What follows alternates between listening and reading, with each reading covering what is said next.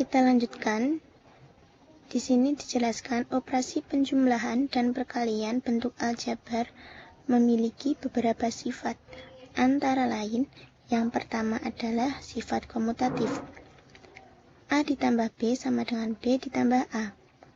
A dikali B sama dengan B dikali A. Jadi sifat komutatif itu seperti dibalik ya. AB, BA seperti itu. Kemudian yang kedua, sifat asosiatif. A ditambah dalam kurung B ditambah C sama dengan dalam kurung A ditambah B ditambah C. A dikali dalam kurung B dikali C sama dengan dalam kurung A dikali B dikali C. Untuk sifat asosiatif,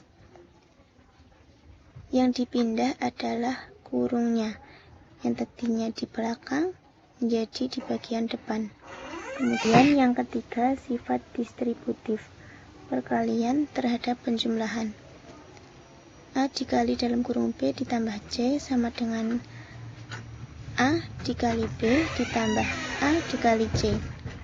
Atau A dalam kurung B ditambah C sama dengan AB ditambah AC.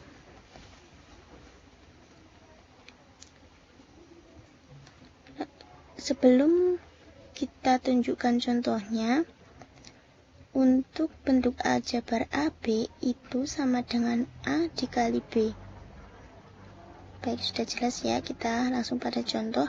Contoh sifat komutatif pada perkalian. 2x berarti sama dengan x2. 2 kita misalkan A dan x kita misalkan B, berarti AB, BA. 2x, x2, seperti itu. Kemudian contoh yang kedua, contoh sifat asosiatif pada perkalian. X dalam kurung 2B sama dengan dalam kurung X2B. X kita misalkan A, 2 kita misalkan B, dan B kita misalkan C. Di sini yang pertama mengurung 2B dan yang kedua mengurung X2 digeser.